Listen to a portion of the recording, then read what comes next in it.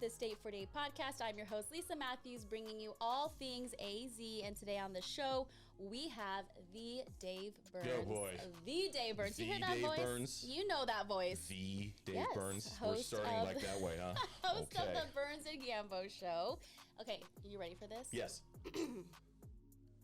Straight up 2 o'clock on this Wednesday afternoon. Good afternoon, Burnsy. How you doing today? What's going on, Barney? You want me to do one for you? Yeah, do it. All right, I'm going to move the mic away Please, from you. because that wasn't like, I didn't need it. Straight up 2 o'clock on this Wednesday afternoon.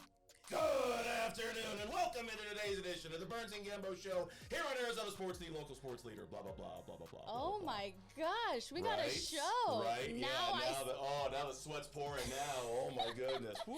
Now I have the image to what I hear over and over again. Literally can recite that. myself off for a second. That's your thank you card. So thank you for being on the show Thank with you us. for letting me do this. Yeah, I always get a little, when I come with that energy at the beginning of the show, I do get a little hot when I do that. That means you love what you do. I think so. I When hope you so. still get those butterflies and tingles. You know what I and do? excitement. I still, even after all these years, I do get the butterflies for I sure. love it. Well, we're going to go through all of your journey here in the Valley, all that what you do. I mean, I grew up, I don't want to say grew up. I don't want to like age us here, but I grew up listening to you on my drive to the Cronkite School. I mean, all through my profession, covering all the sports here in AZ. It's awfully nice of you. Thank you. I just love Birdsy, so I'm so excited to have you. And first, to get to know you a little better, for all your fans, Okay. we do a quick game. Okay, And then let's play the game. I have something else, so be ready. Okay. This is finish the sentence. Okay. Okay. When I was younger, I wanted to be A lawyer. what? A lawyer. Wow. Okay. I started off as a pre-law major at U of A. You did. Yeah. Wow. And then what happened? I was ditching a class. Awesome. And I thought, if I can't get motivated to go to the class when I'm 19, how am I going to get motivated to go to work when I'm 40? Mm-hmm. So I thought, what do I want to do? And the first thing I came up with, it was either going to be movie director or sportscaster. That is the second movie director. Well, not Really? actual, but people who want to be movie directors. Who was the first? Well, this guy behind the camera here. Oh, okay. Went to film school. I did. Here you go. That's the guy behind the Yeah. camera and the voice. I did go to film school. Film school dropout, SCC. Are you? Shouts out. Shouts out. Go Chokes. And then our last guest, right? It was a Yeah. couple guests ago. Yeah, the CEO of Bad CEO Birdie. of Bad Birdie wanted Yeah. to be a film director too. Oh, so okay. yeah, I mean, And I thought the path to being a sportscaster would be easier. Okay. So I went with that. And I changed my major that day, and my dad thought I was crazy. I love that. I remember I called my dad that night and said, Dad, I'm changing my major to what? Media arts. He's like, what the hell is media arts? I said, it's what they have down here for U of A if you want to be a sportscaster. And he's like, I don't think I support that decision. I'm like, well, I think that's what we're going to do. And worked out. How many phone calls? I'm changing my major. I'm having a midlife college crisis Right, here. exactly, Have your kids exactly. done that? No, To you? no. My kids, one of them graduated with the degree that he intended to, Okay. and the other took a pause and decided not to go back, and we fully support that. Yeah, I love it. Good Yeah, for you guys. fully support that. Okay, so I do know that you love movies. I do. So this is where the you versus Nick movie trivia Oh, comes into play. jeez. Okay, let's do this. Because he also is a major movie buff, more so quoter. True. Okay. But Hey, Burnsy, can I have you move your microphone just a little further away from your face? you got Yes. a radio strong I do. voice. I'm sorry. It's Yeah, it's- very powerful. It's wild to hear you. Very powerful. Yes. See your face and hear you in my ears when I've only ever heard you, simultaneously. It's wild. I project well. It's yes. wild. Okay, Same. are you ready? I Is am. this like a draw? Like a slap on First- the knee. Okay. We don't have official buzzers here. Sure. Okay, first quote. I'm going to make him an offer he can't refuse. Godfather. Oh, was I supposed to go? Slap I'm the sorry. knee. No, go for it. You Okay. cheated. Oh, I It's think you fine. just say what it is. That's fine. Okay, Godfather Part 1. 1974, directed by Francis Ford Coppola. That's ridiculous that I know that. 1972. Oh, 72. Oh, but I'm you still got me. super Okay. impressed. I didn't know that Okay. she was gonna have that Okay. level of facts on here. Okay, I know. I have all the I'm not facts. like an old classic movies all the time person. These I are- should know these Godfather, are- but go ahead. Come on. Okay. Nico. Okay. Go ahead. Go ahead. All right. Here's looking at you, kid. Oh, that's Casablanca, right? Casablanca. There we go. Year. and I did. Are we taking turns? No. Okay, we're just whoever shouts it out yeah. first. You know take it. it. Okay. This I is gotcha. winner takes all. I don't know what all is, but we have lovely shirts in the back for you. All right. No, I'm not gonna do that one. That's too. Oh, okay. You talking to me? Are you talking to me, taxi driver? Okay. Robert De Niro. Weird. Yeah. Directed by Martin Scorsese. Directed by Martin Scorsese. You guys are so weird. Sick. So these It's a nerds. sickness. These nerds. Okay, let me see. It's a love language. That's what I've realized.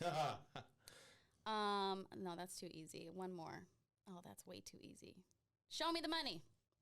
Jerry Maguire. He won. He did. Directed by I have no idea. Cameron Crowe. I know You the Cardinals can't are in it. handle the truth. It's oh, sorry. No, go for it. Jack Nicholson. Yeah. Few Good Men. Mm-hmm. Directed by year? Rob Reiner. I don't know that I've ever seen A Few Good Men, actually. What? Yeah, sorry. Again, like I said, certain classic movies, I mean, like, that's age gap there, too. Like, I mean, it wasn't like a film requirement either, so I know it's a good movie, just haven't seen it. Mm. Okay, You got another one? last one. If you build it, he will come. Field of Dreams. Field of Dreams. I've stood on that set. Kevin Costner, no idea who directed it. Whoa. Honestly, haven't even seen it since I was probably like 5. Phil Alden Robinson. Wow. What else did he direct? 1988. He also directed Sneakers. Okay. Never And saw he it. was a big director on the Band of Brothers miniseries. Oh, on great. HBO. I think he directed like 3 or 4 of them. Yeah, my son went to school in Iowa, not far Oh. from Dyersville, where that movie was shot. Wow. Nice. Yeah. Do you have a favorite director? Spielberg. Okay. Spielberg. Favorite movie? Classic. Raiders of the Lost Ark Okay. of all time. Yeah, Raiders of the Lost Wow. Ark. This Are you is gonna a go see true art Oppenheimer? right here. Am I what now? You gonna go see Oppenheimer? Yes, I am. I'm very And excited. I think I'm going to do the Barbie Oppenheimer double feature. You are too, going honestly. to I see think both? So. Yeah, Yeah. I think so. That You yeah. guys are yeah. literally speaking another language I to me. I'm just I sitting know, back it's like, sad. It's so movie sad. nerds. I It love really it. is. Not that you asked, but Interstellar has become one of my favorite movies over the last several Not that you years. Yeah, so I'm pretty excited to see. So my another friend and I Christopher have this Nolan. debate, Okay. and like we yell at each other all the time. We are really getting into movie nerd and Yeah. stuff here. That's fine. I think Whatever. Arrival is 10 times better than So- Interstellar.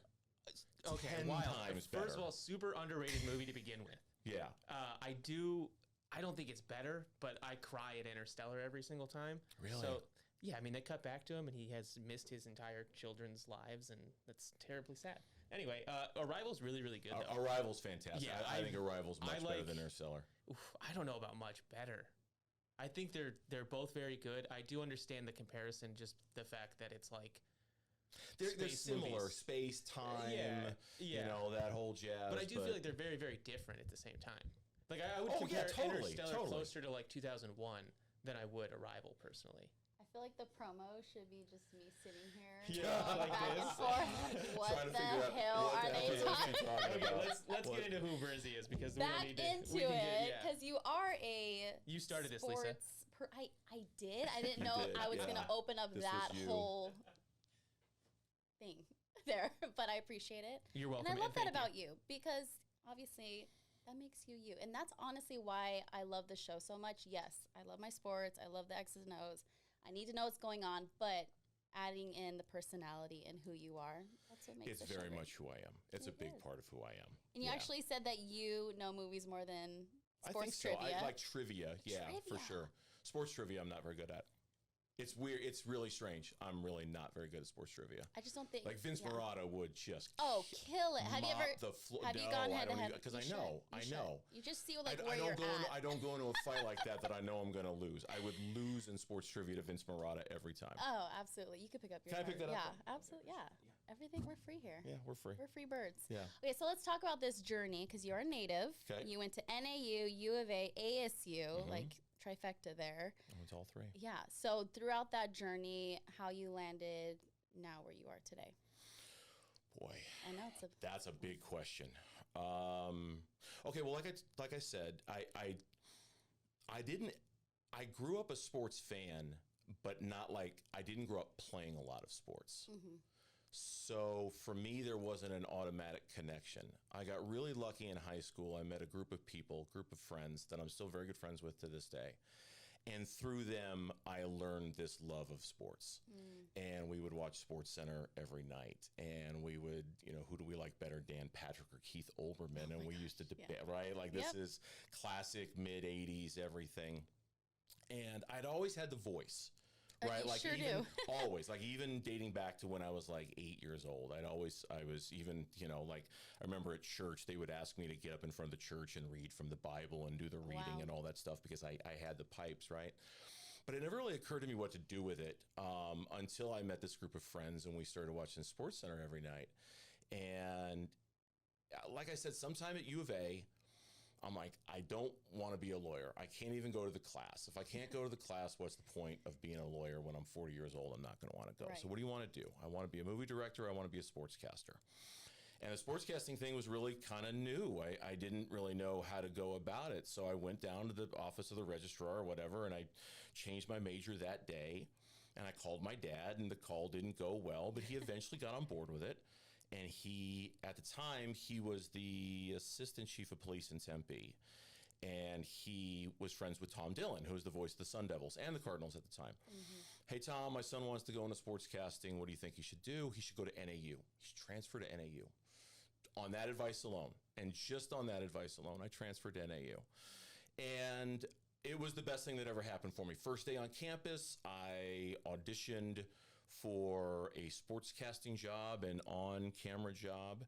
I had never done anything like that before. I did it. I was hooked. It immediately, sunk its teeth into me. And ever since then, I've been on this pursuit of being a sportscaster. The radio just kind of became the place. And I mean, then we're talking about a really, really long journey, Lisa, where you're talking about KNIX for 3 years, and then I was unemployed for a couple of months, and then KTAR and KMVP, and it's been. I mean, I've been on the air in Phoenix since 1995. I've been at KTAR KMVP since 1998. I'm actually celebrating my 25th anniversary this year. Wow, congrats. Thank you. So it's been a long journey. Yeah. It's been a long journey. Well, it's such a hard industry to truly break into. I mean, a lot of people say, I want to be a sports broadcaster. I want to, be on the news or radio. And they don't realize truly, like, it's not only, how much experience you have, but what you're willing to endure. How long you're willing to wait. That's the one thing I learned. Like, there were, you went to Cronkite. There were tons of people who wanted to do what we do, right? And they were all really good, and they were all really smart, and they were all really talented. And the thing that I learned more than anything was that eventually, after a while, they got tired of not making any money. Right? Seriously, they got tired of, man, I'm waiting game. I'm ready to start making some money. And for me, fortunately, I was able to, we just waited it out. I can't, there's no other way to describe it. I mean, we were motivated by money too. And certainly we were broke and poor and young and parents and in debt and all of that, but I just didn't know what else I wanted to do. So, well, let me ask you there. Please. What kept you going in those moments when you're sitting there? You're trying to pursue at that point a dream, right? And you talked about it in our pre-interview. Ooh. You're married. You got laid off. You have a baby KNIX, on the way. Right. Mortgage to pay, and you're kind of in this in-between space. Cue tears is when you cry in the interview. This is when I'm supposed to cry. What kept me going? Yes. I think it was at that time, what the hell else am I going to do?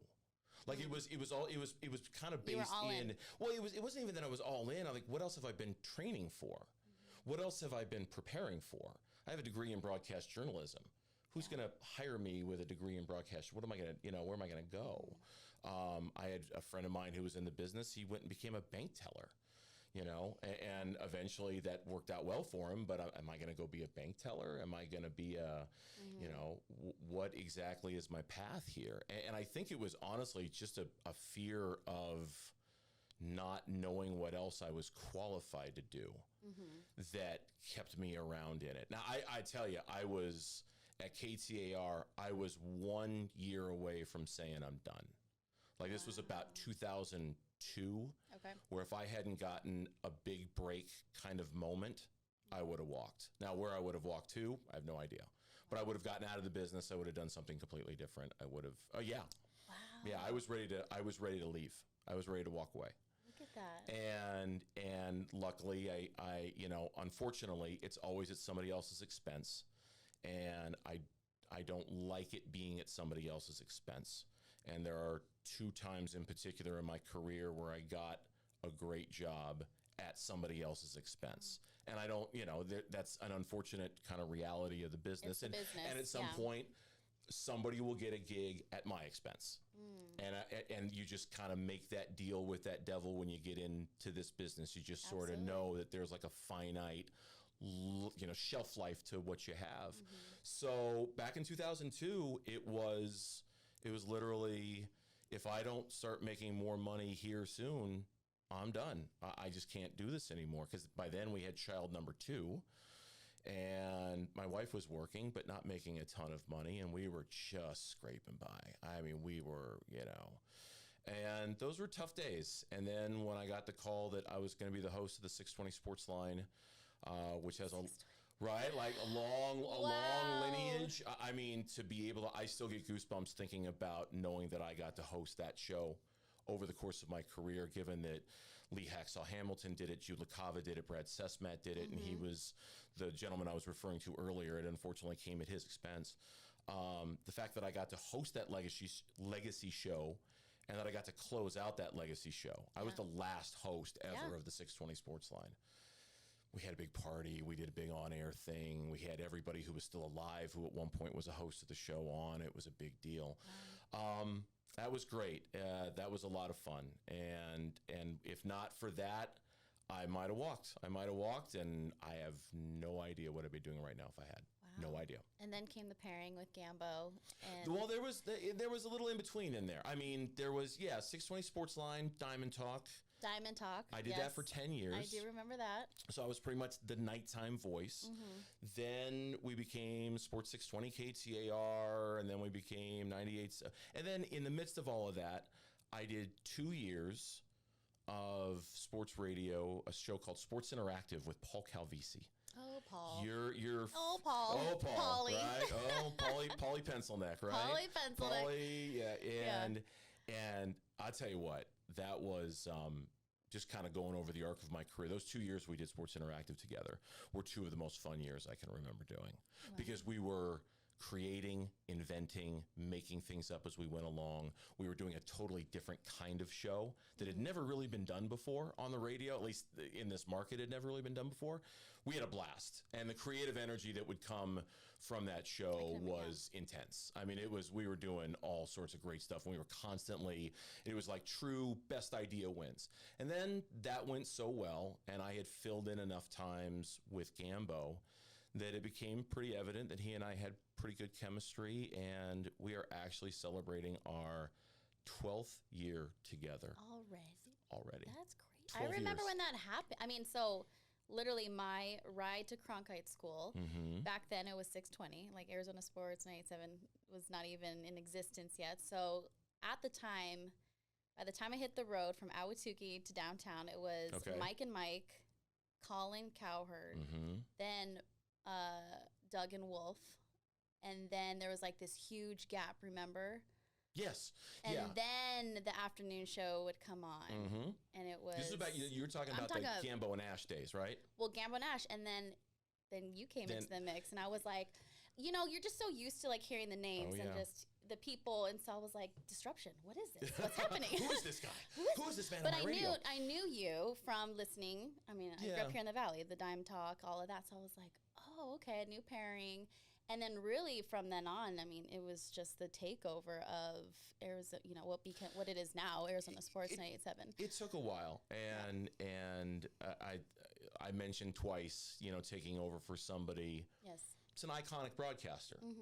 Mark was an iconic broadcaster. Brad is an iconic broadcaster. Mark's still loosely in the business, but that's uncomfortable.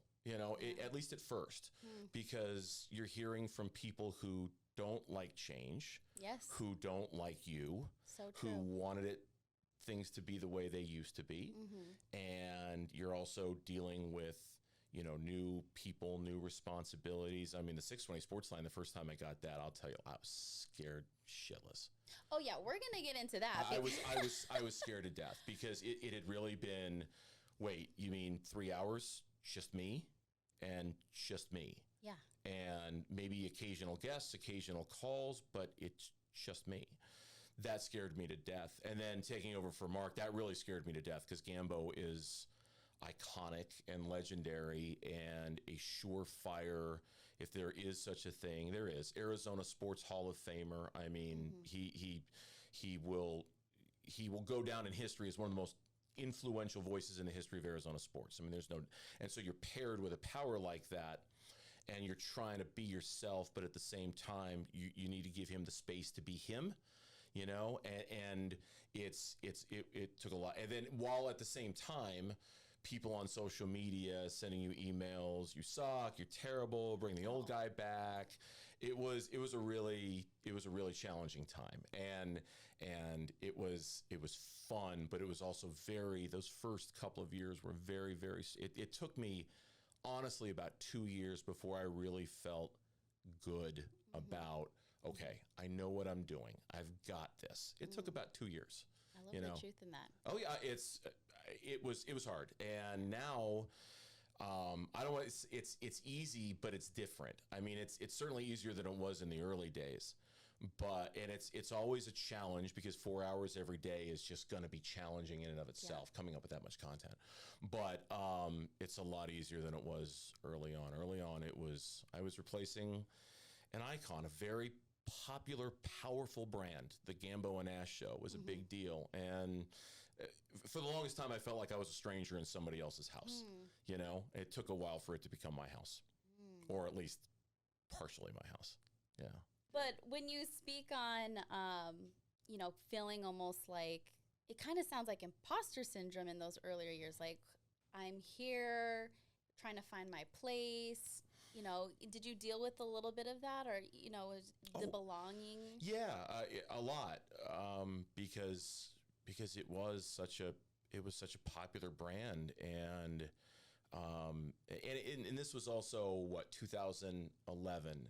So this is right at kind of the dawn of the social media. Twitter. Yeah. And so here's this new platform where everybody can say whatever's on their mind, filterless, and boy, did I hear it. And I'm not trying to like elicit sympathy or anything. I signed up for it. It was it's not like, oh, poor Dave, you know, screw that. It's not that. It's just it was all so new to us. And here I am in this brand new space with this brand new co-host who's this iconic broadcaster. I'm replacing another iconic broadcaster. And oh, by the way, here's this app that just lets everybody share their shit with you. And it took a while to adjust and adapt and feel like I had found my footing. That was the first time in my life I had sought therapy, just to kind of get me through it a little bit, just to help a little bit. Yeah. We talk about therapy a lot on this show. Big fan of therapy. We all are. And I hope we all are. We all should be. We should be. I think there are some people who, unfortunately, the stigma still exists. Oh, absolutely. But not this guy.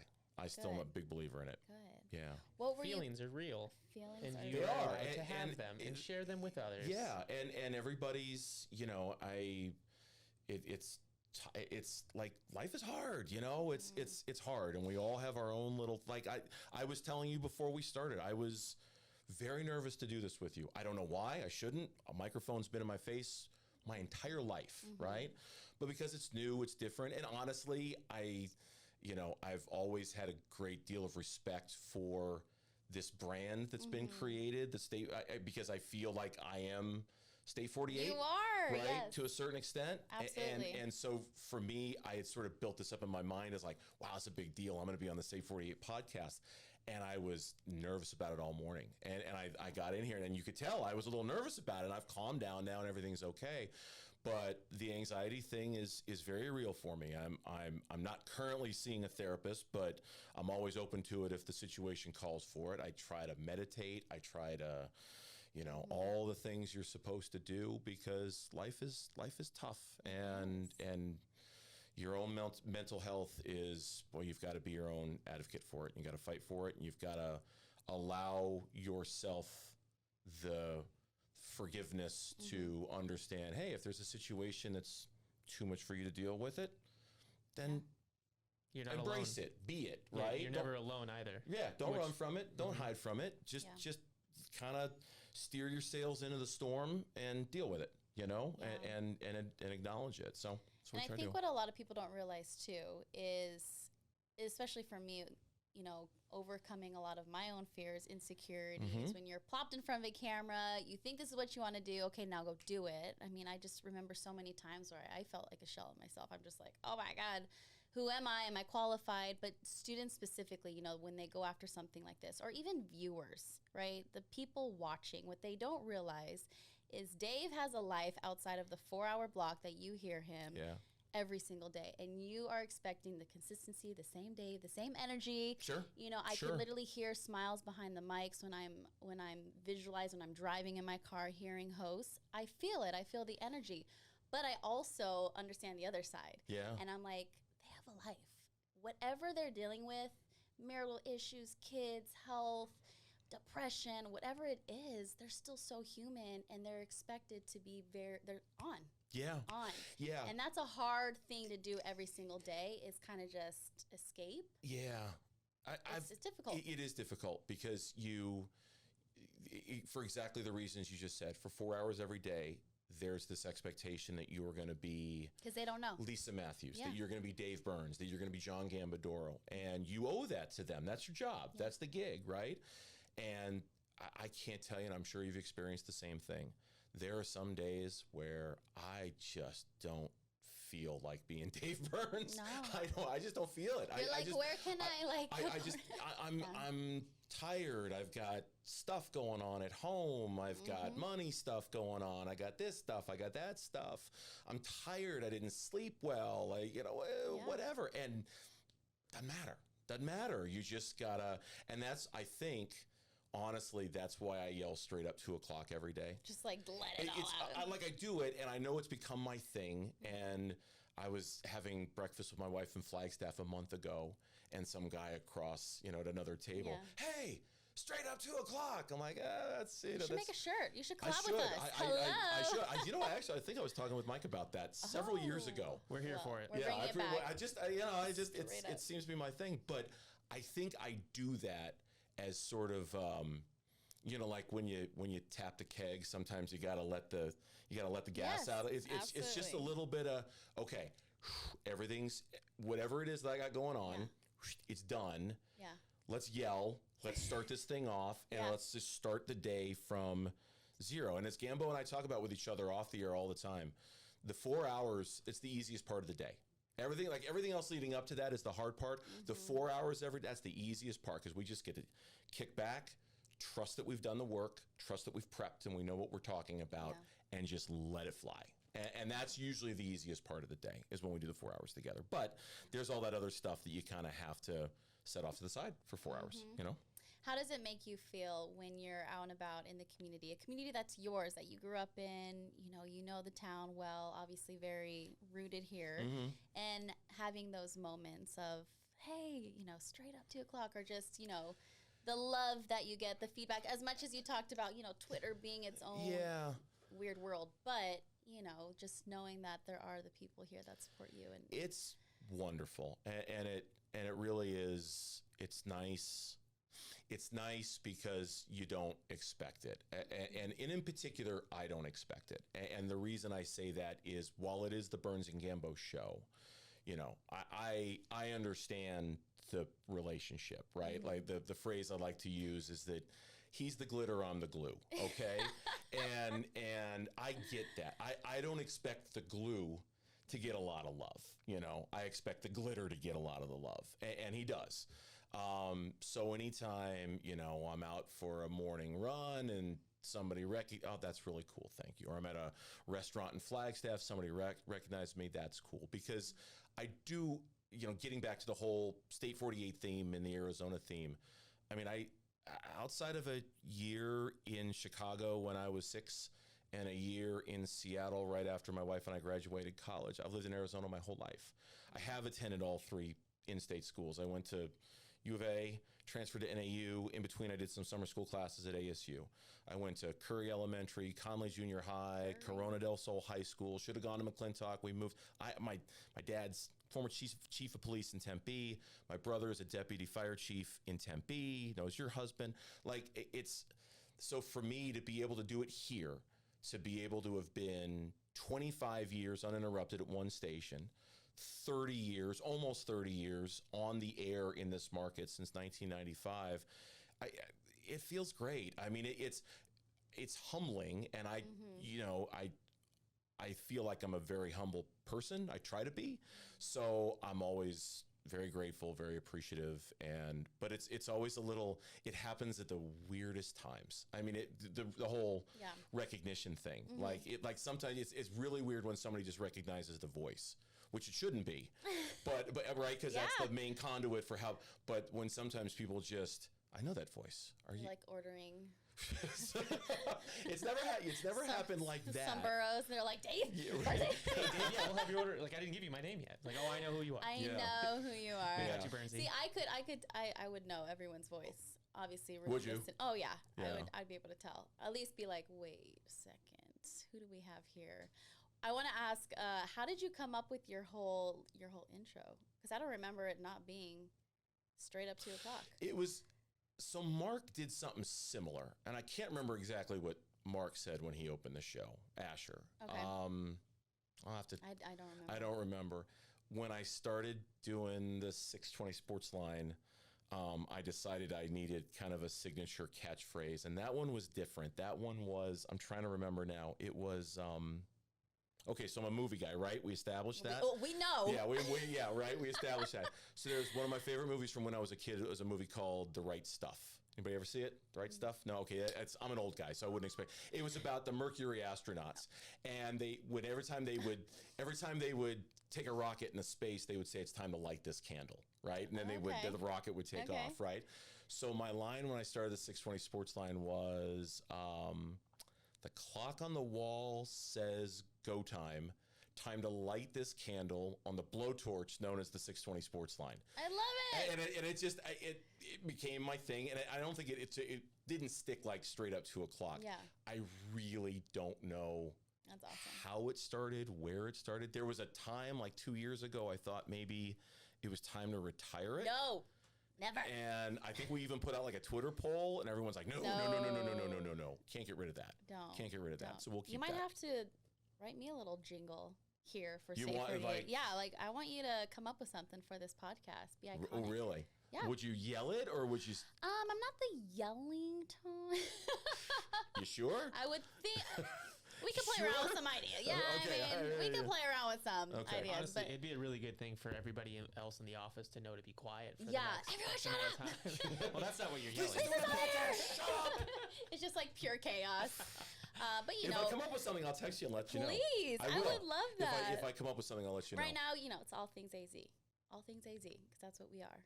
Well, I think it'll still be all things something, AZ, but something with that flavor. That's like part of your creative brief to go off of. Yes. Is that it's all things AZ. All things AZ. Okay. You gotta give. I gotta. We'll text. We'll figure this out. Yeah, I gotta we'll give you royalties. In my head. We'll give you royalties to the show. He's like, okay. my royalties. I gotta workshop it a little bit, but I'll come up with something. Yeah. Let me make sure of this contract situation. Nothing's signed. However, if we come up with a straight up. Yeah, straight up 2 o'clock is a different, if you want to do some sort of collaboration shirt, whatever that ends up being, absolutely. I wish I could say I knew how. I've been doing it for so long. I know. I don't. There's a story there. Exactly. We're gonna have to. I don't know exactly. Go back in the tapes, as they call it. I know for me, growing up here, working, within the sports media world here, was always such an honor, and just at times I would have to pinch myself, like, oh my gosh. Here's Kurt Warner or, KJ, Charles Barkley. We're both huge diehard Sunsies right here. I'm still. Yeah. I gotta figure out where the tat's gonna go when they win. We are getting the tat. We are getting the tat. I don't know. It's not like a we thing. I don't want to make it seem like creepy or anything.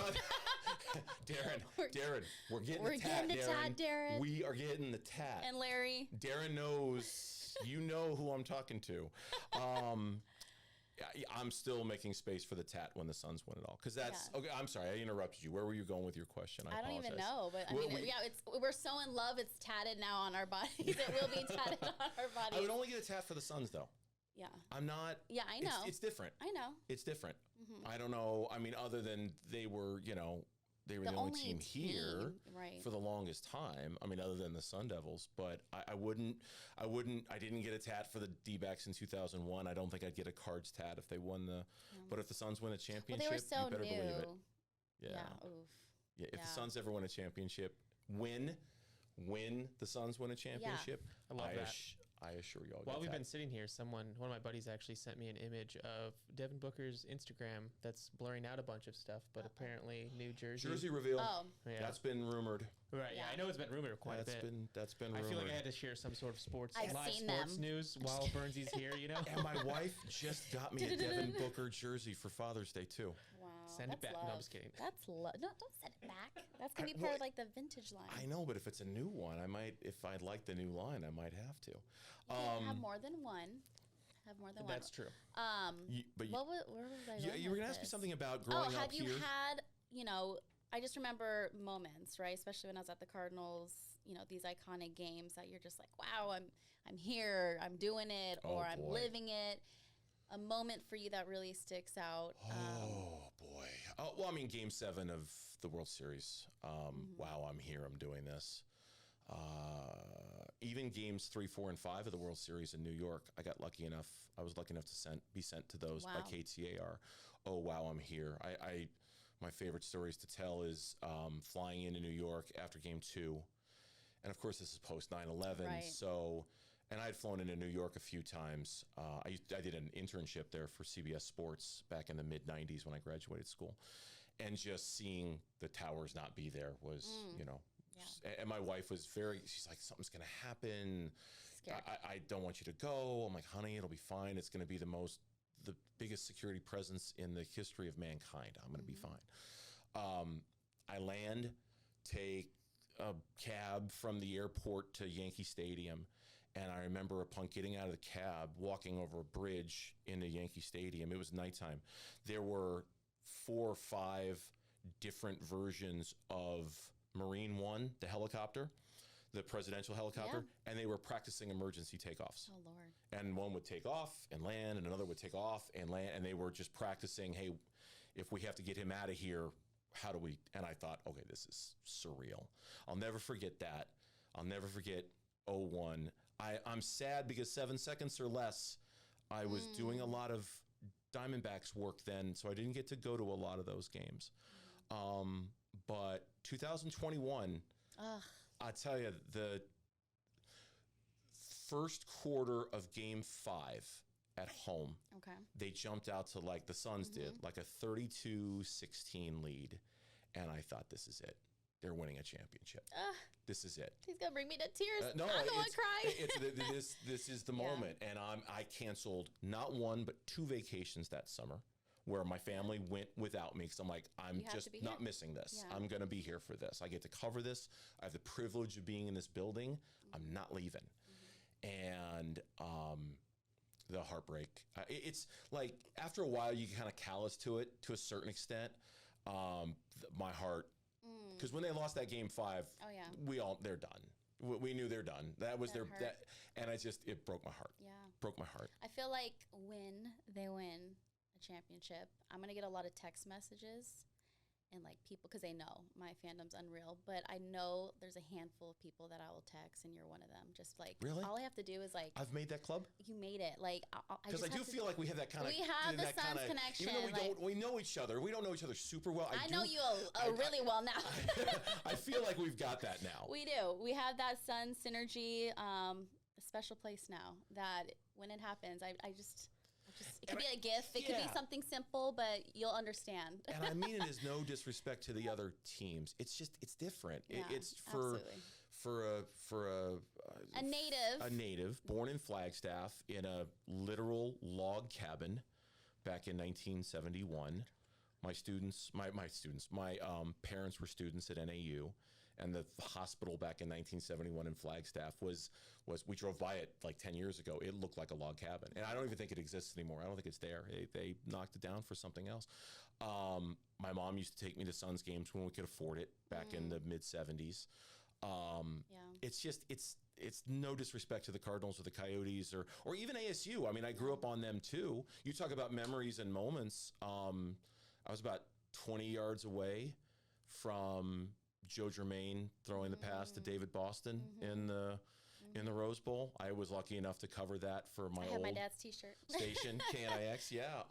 I was there that night. I think what it is, at least for me, and you probably resonate with this, is that's what made me, the D-backs and just watching the Suns, Barkley, Eric, KJ, all them, that's what made me fall in love with sports and then led to then the career of pursuing it. So that's where it's like that. It's like the first love, and it's your first love. And then all these other, everything else obviously plays a huge factor in covering the Cardinals and watching them growing up too. My dad was a Cowboys fan, so he brainwashed me until I was about 6 years old, and I despised him for it, went to therapy for it.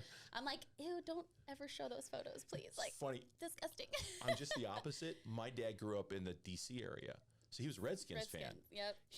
And that didn't. Redskins. Well, yeah, not. We just had this conversation. I know, we did. But it's like, okay, that's what they were. But I get it. They're the Commanders now. Right. That never took with me as a kid because we didn't have a football team growing up until the Cardinals moved here in '88. But his hatred of the Cowboys absolutely took. Now I hate them. And my dad. But you grew up loving them.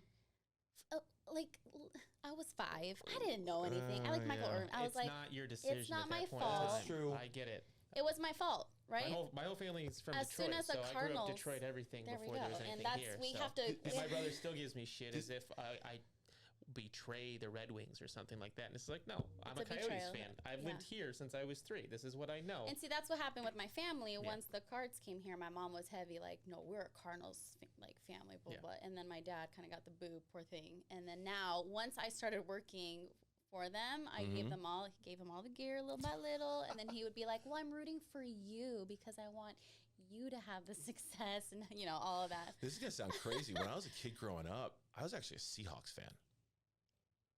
Weird, right? I'm sitting. My face, I was smiling, and then I went.